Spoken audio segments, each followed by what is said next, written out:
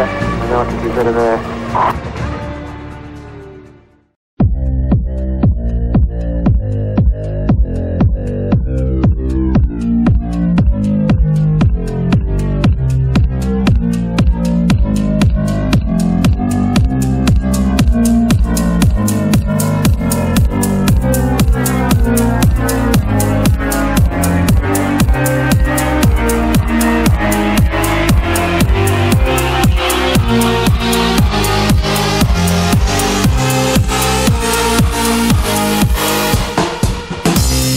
Salut à tous, c'est Manu à nouveau.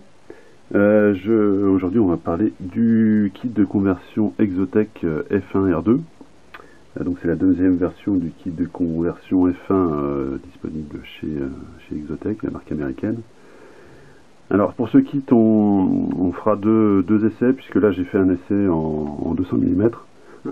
On viendra un petit peu plus tard sur une voie plus classique en 180 mm. Avec donc du coup nos carreaux et d'autres pneus. Donc là je l'ai monté avec un joli kit, un body kit Tamiya McLaren MP4 5B, pour ceux qui sont intéressés pour les anciennes, les vintage des années 80. Donc sur ce kit de conversion, donc c'est le kit de conversion pour Tamiya F104, mais en gros il y a tellement de pièces dans ce kit qu'il faudra plutôt aller acheter de la pièce à côté plutôt que de prendre un kit F104 et de le dépouiller pour utiliser ce kit.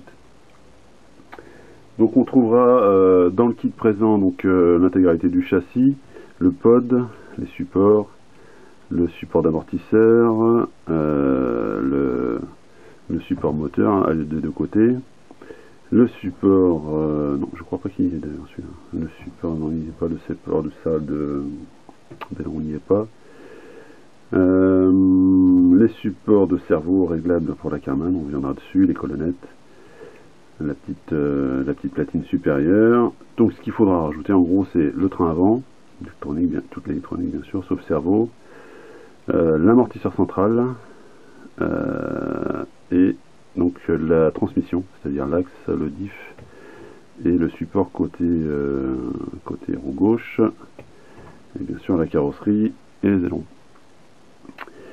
Donc pour le montage de ce kit, en gros, donc on est parti sur un kit 200 mm comme je vous disais, donc plutôt F103 avec un train avant 3 Racing, une option à lui aussi 3 Racing, le sauve-cerveau Eagle Racing.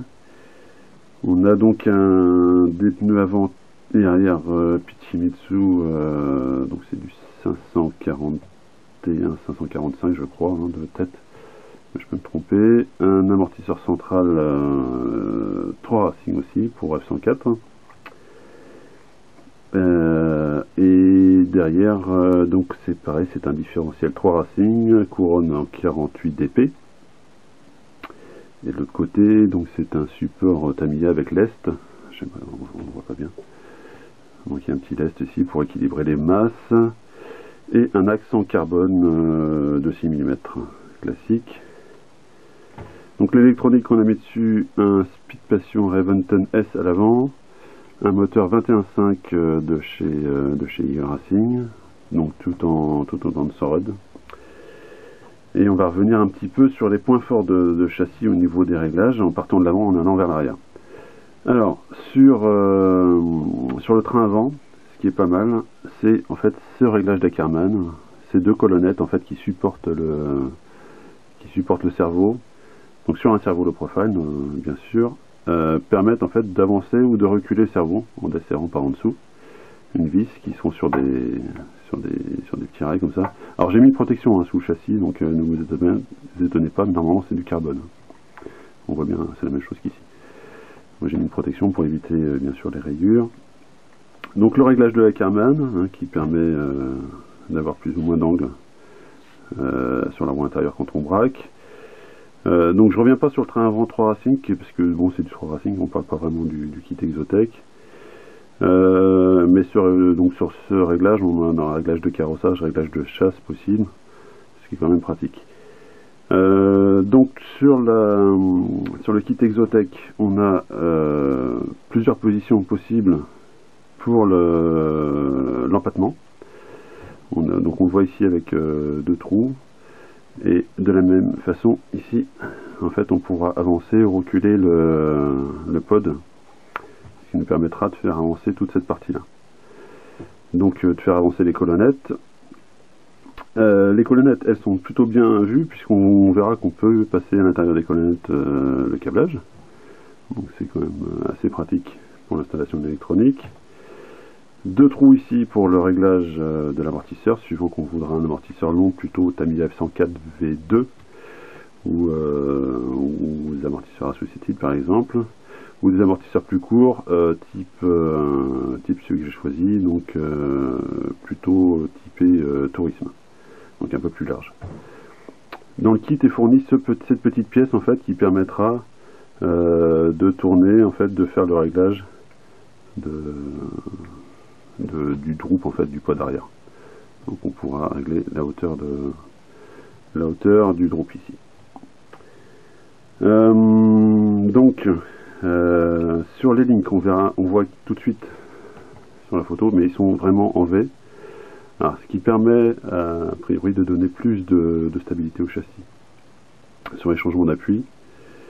Idem, leur système en fait de pivot au milieu, c'est un système breveté qui permettra de donner un petit peu plus de flex en fait sur le T, enfin ce qu'ils appellent le T en fait, c'est cette partie-là. Donc on a l'avantage du T et l'avantage du pivot en même temps, c'est-à-dire d'avoir un petit retour et du flex quand même. Il livre aussi le réglage en fait des ressorts latéraux avec cette petite pièce là, qui est bien pratique quand on veut refaire le truc de sa voiture.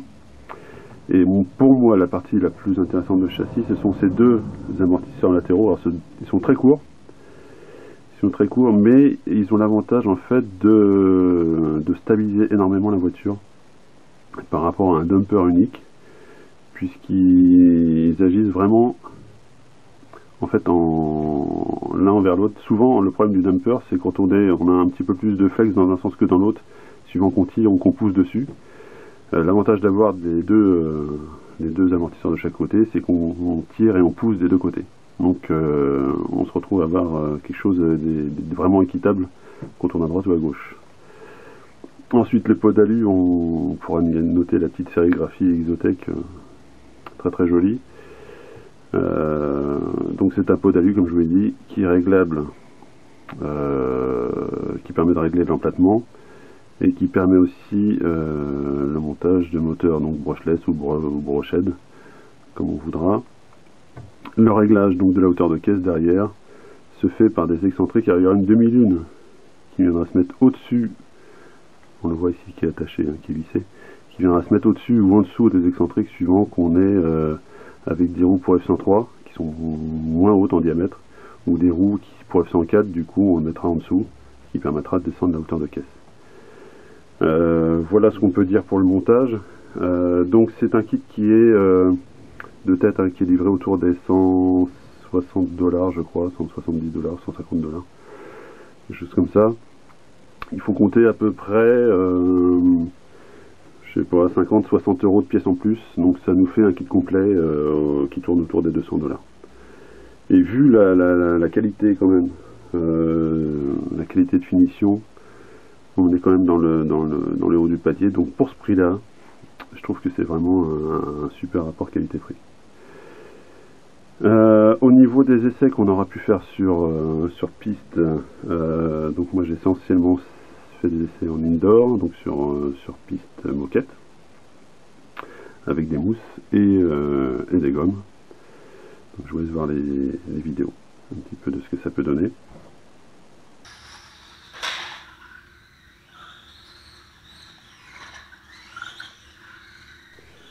Donc ce qu'on peut retenir, c'est qu'avec la monte de gomme, donc comme je vous l'ai dit du Pichimitsu, on est, que ce soit avec ou sans traitement, on est quand même sur un châssis qui est super stable.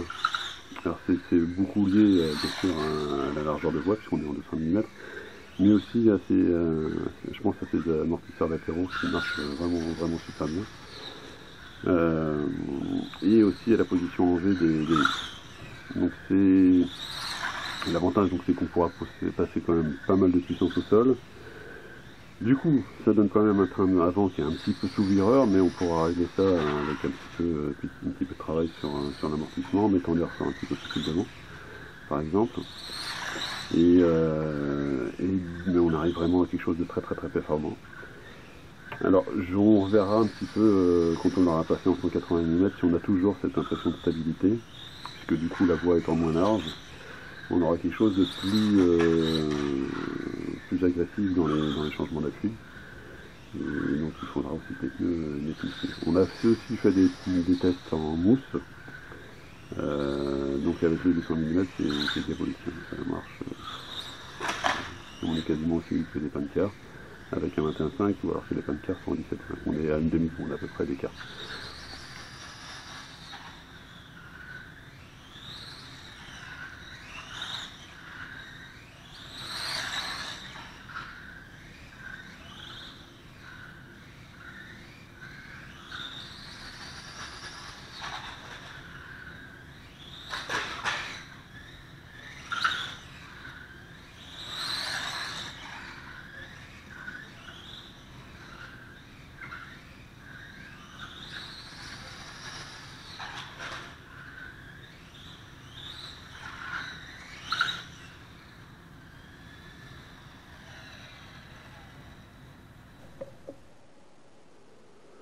Voilà, donc on revient sur la conversion donc F1 Exotec F1 R2, et cette fois-ci en 180 mm, hein, comme je vous l'ai promis.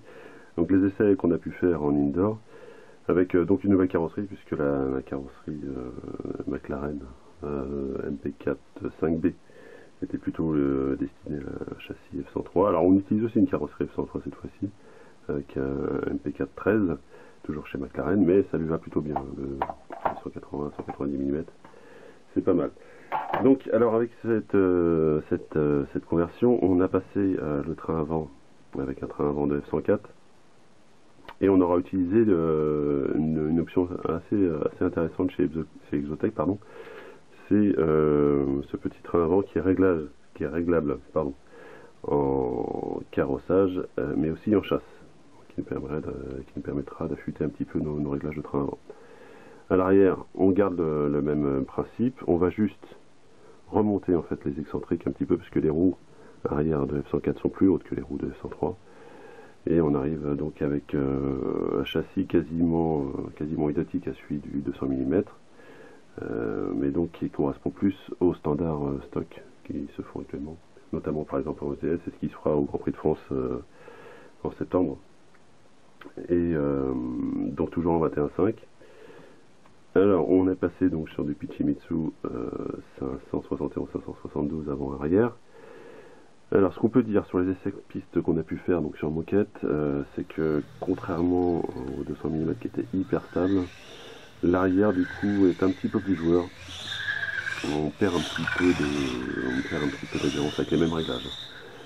Donc typiquement en gros j'ai pris j'ai enlevé les roues de 200 mm, j'ai mis donc de 104 à la place pour passer en 190, et l'arrière est un peu plus difficile. Bon, c'est pas le catastrophique non plus, on arrive quand même à avoir un châssis qui est quand même super performant, mais c'est un tout petit peu plus délicat.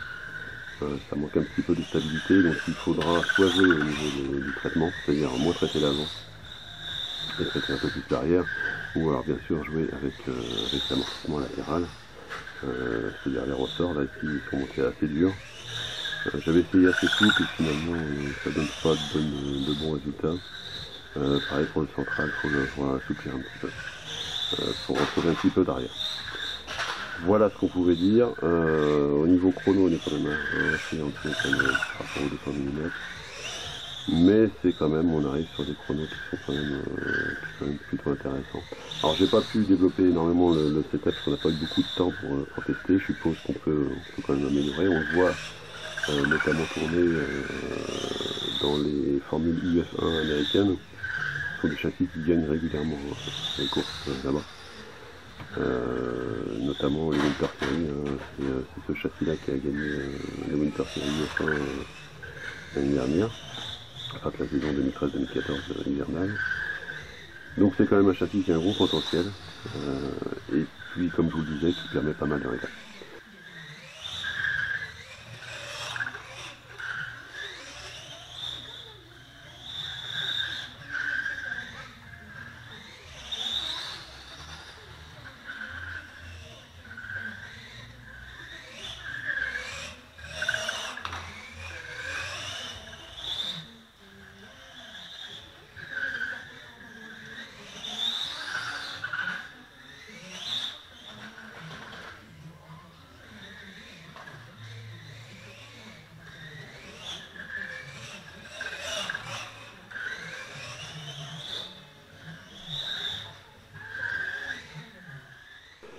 Donc à tester. Maintenant on pourra peut-être faire des tests sur piste asphalte. On n'a plus le temps de tester là, comme la saison démarre. Mais on va s'y coller et peut-être on reviendra dessus pour le Grand Prix de France en septembre. Donc voilà, je vous dis à bientôt et puis on continue bien sûr nos tests sur rcf1.fr. Je vous invite aussi à continuer à regarder notre chaîne YouTube et il y aura sans doute d'autres tests à venir. Voilà, salut!